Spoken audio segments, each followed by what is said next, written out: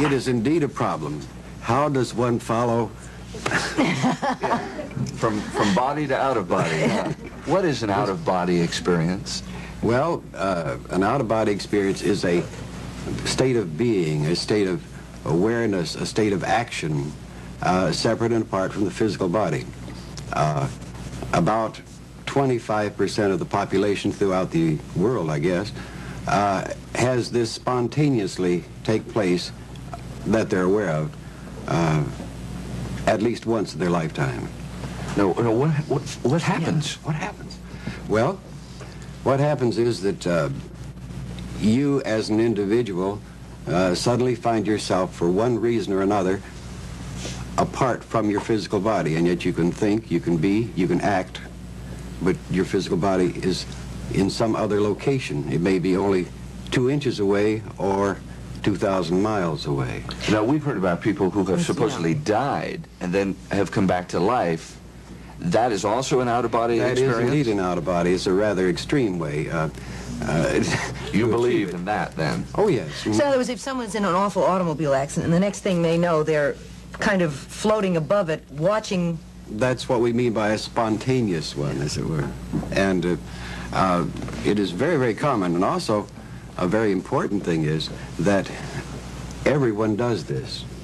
The fact that you do not remember it, does not infer that it does not happen. For example, during what we call delta sleep at night, which everyone goes through, is quite probably, according to our researches, the time when everyone goes into this out-of-body state. You don't remember it, but it does take place.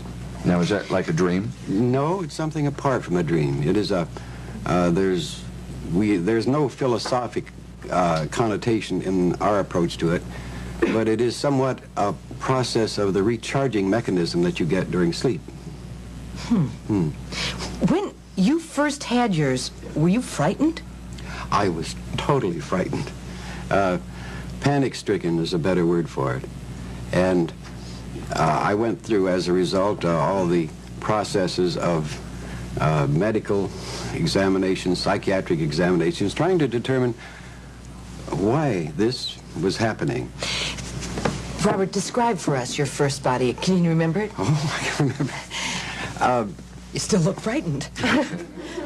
Oh, hang on. Very simple. I had been encountering a phenomenon that was like a vibration in the body, and I had gone to my doctor about it, and he had said, oh, that's just nerves and so on, and I would have to wait till this faded out, and it's not a physical vibration, incidentally. And one night I was lying in bed waiting for this vibration to cool down or fade away, as it were, so that I could simply roll over and go to sleep, because I didn't feel I should go to sleep, or couldn't, as a result of this taking place.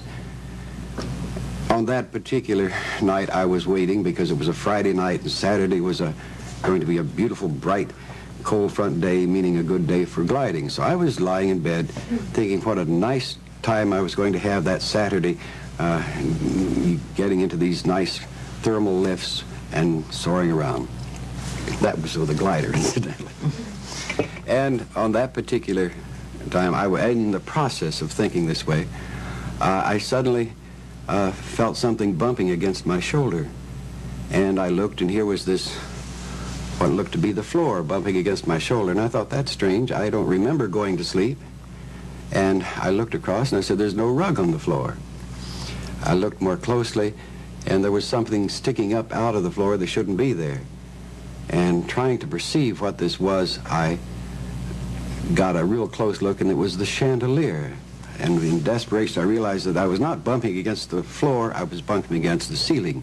And I flopped around in the air and looked down, and there below me was the bed, and here was my wife in bed, and here was a man in bed with my wife. Oh. And my first response is, well, this is an odd kind of Freudian-type dream. And I thought, well, I better get a good look at this man who was in bed with my wife. And I moved over a little bit closer, and with a great shock, I discovered that the man in bed with my wife was me. And then I went through this great emotional surge that I'm dying, death is here, I don't want to die, let me get back in there. And so I swam down to the body, popped in, and how, I don't know. And then I sat up in bed and looked around. Everything was quiet. My wife was lying there in bed, and I looked up, and there was a chandelier. And needless to say, I did not sleep the rest of that night. The next day, I hurried myself down to my favorite doctor, and he knew I was worried, but he couldn't find anything wrong with me. And that began the search. I fearfully tried to avoid letting this take place again, and as things do happen, it takes place again, and you have to fight the surge of panic about it. You know, I have gone to sleep many times and not remembered going to sleep. I've had what I guess we know as dreams or even nightmares, and I guess they're probably different. So how do you know it wasn't that, or it isn't that when you go in and have an out-of-body? It took me almost a year of very cautious exploration to determine that it was not a dream. How do you explore it? Well, first, you go just a little bit, and you look around, then you duck back in. Then you go a little further, as I did in the initial stages.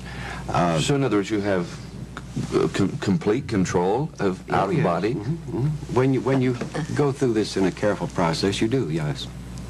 I would be afraid of getting lost. Now, I know that sounds silly, but what if you went out and went around the block or something, got lost, couldn't get back? I did that a number of times. Did you? Yes. Well, see, it's not so silly. You could get lost. Oh, you do. It's amazing. For example, unless you have been in a helicopter, for example, over San Francisco at night, let's say you find yourself, if you're only 100 feet over a whole bunch of rooftops, and try and find yourself and see where you are. Do you have any questions from the audience about this? Yeah. Jill. When did this start? How old were you? I mean, was it like you were a kid?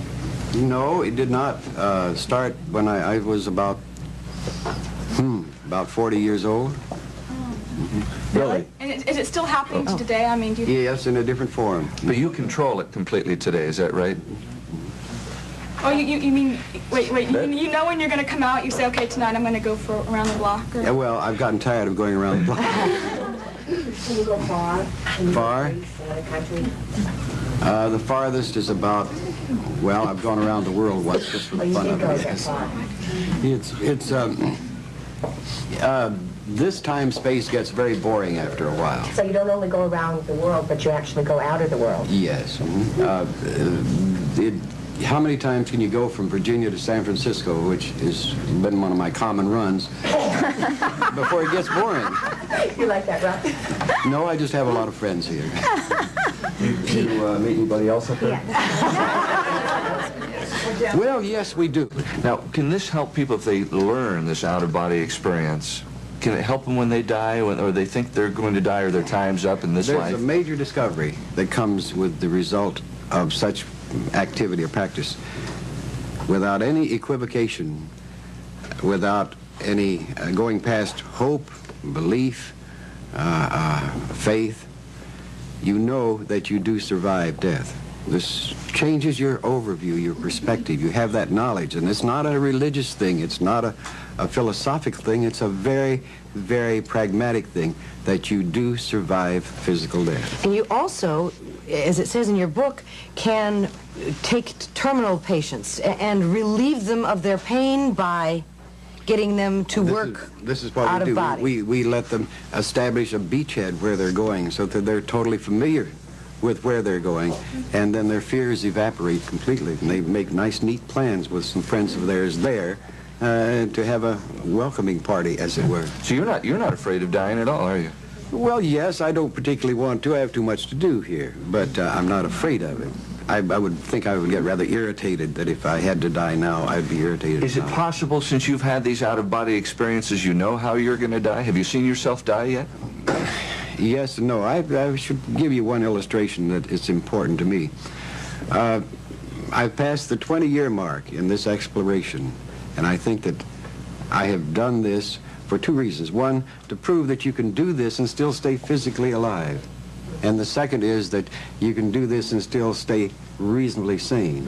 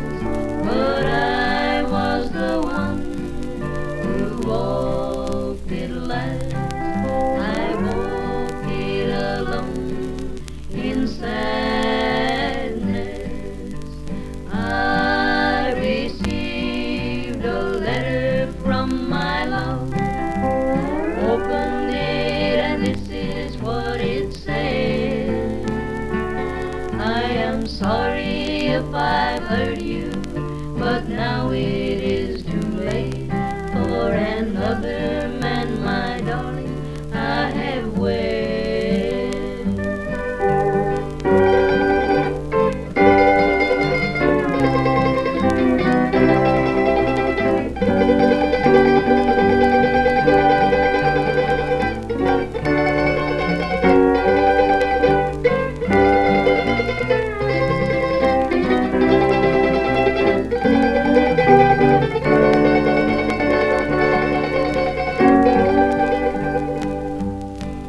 Now I remember her sweet little face and her little freckled nose, with her golden hair hanging down her back, tied with big blue ribbon bows. We were childhood chums together there. I loved her with all my heart and soul. But she went and married another without a thought or care, and she left me in this world alone and cold.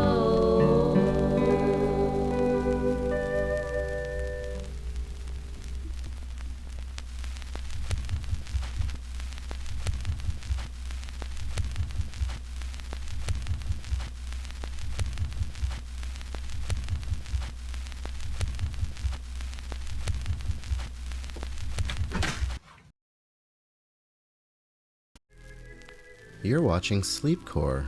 Pleasant dreams.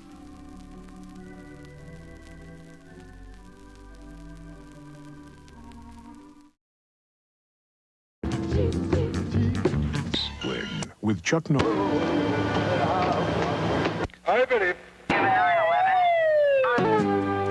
And what they've done traditionally is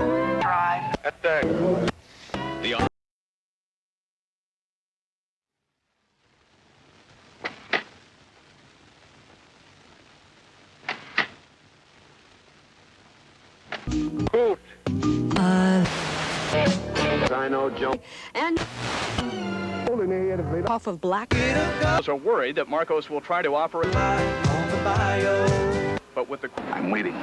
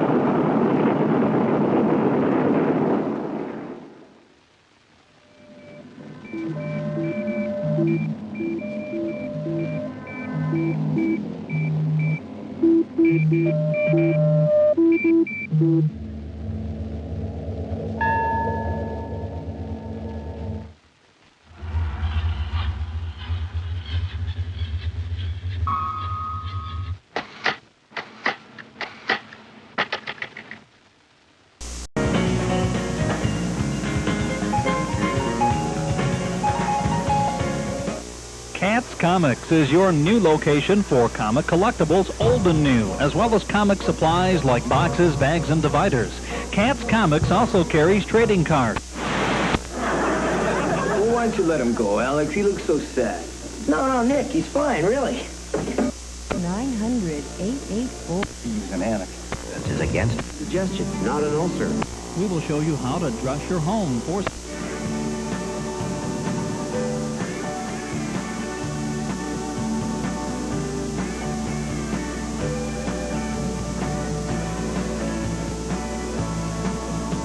Lebanon. They include 4 Americans, a Briton, and 2 Germans. 6 academics and 2 elected West Bank mayors.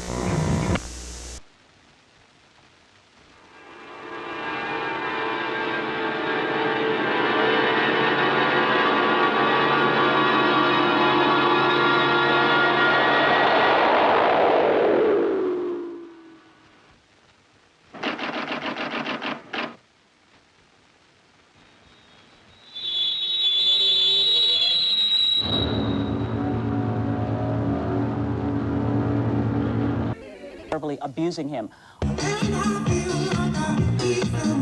That point. Expressed as... Members of the Royal Ballet prepare for a performance in the warm-up room deep below the stage. In the summer, this room is like an oven. No windows or adequate ventilation system exists. These principals often use the stage area for warming up, as there is not enough room for the company here. All other training and practice has to be done at Barons Court, an hour away across... No disagreement here about... He hit the gate. Go forward. This is... So funny. Harrington, Wells' predecessor as U.S. Attorney. The 10...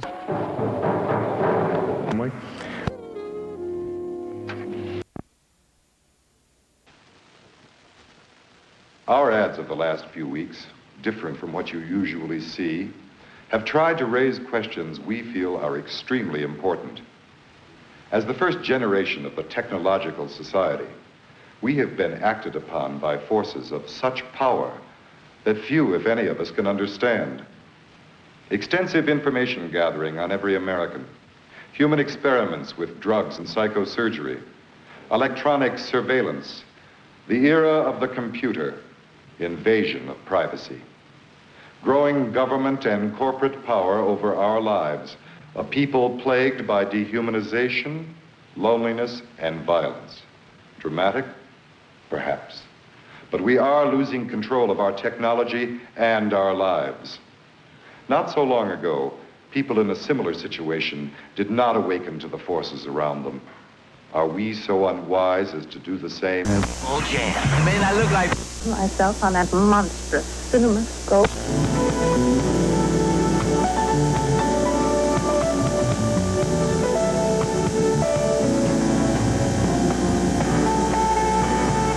Inner city of St. from air transport.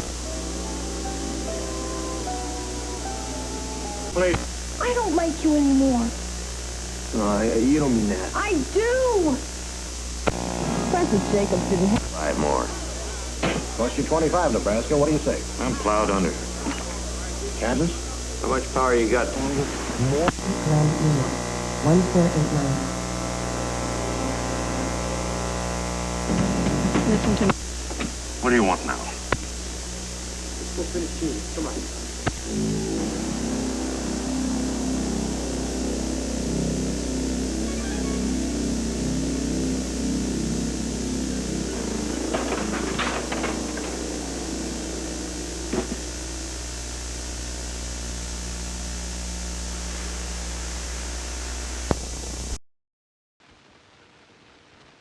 The New Mexico Civil Liberties Union has tried to raise questions concerning the growing problem of invasion of privacy and what this leads to, widespread control of human behavior.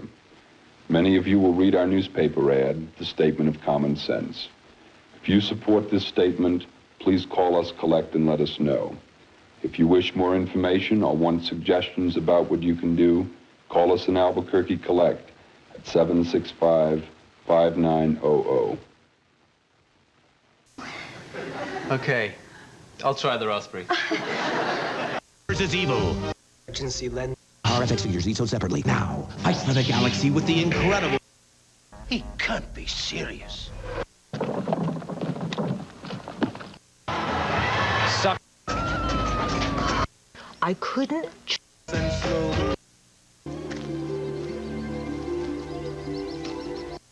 That's how boys fly these things so low over the English Channel, they get water on the... So many wonderful things that can be done without any, shall we? All right. Very quickly. You say... Worse to do.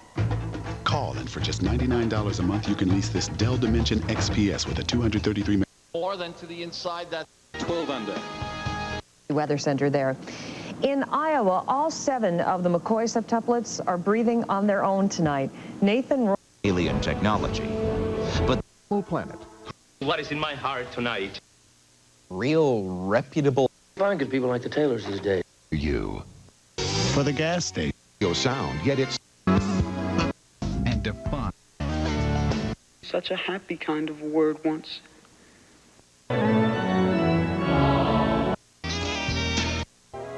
It was the the who's who of European royalty checked. Well, you know, some things are confidential. And Oh, baby, go. Can't talk, gotta go. Film and Arts Network. Testify in a own case. What happened was, what happened was Corey and I had smoked some PCP that day. You're watching Sleepcore, media for insomnia.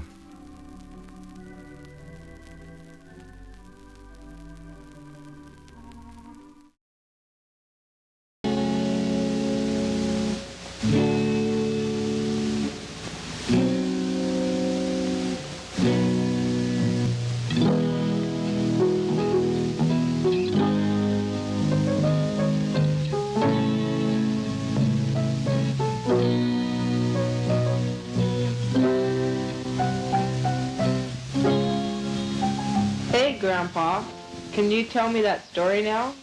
Why, certainly. Have a seat. Once upon a time, there was God, and he was all there was.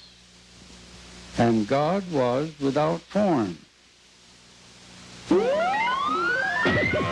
And God was form. He could be anything he wanted to be.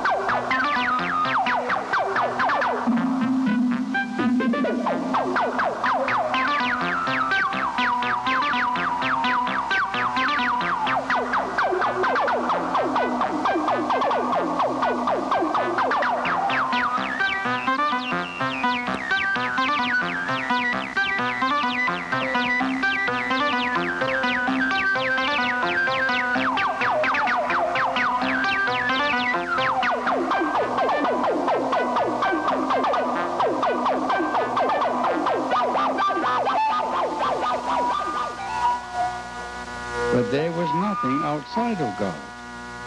He had no one else to play with. So, after a while, he became bored and lonely. Then he had a wonderful idea.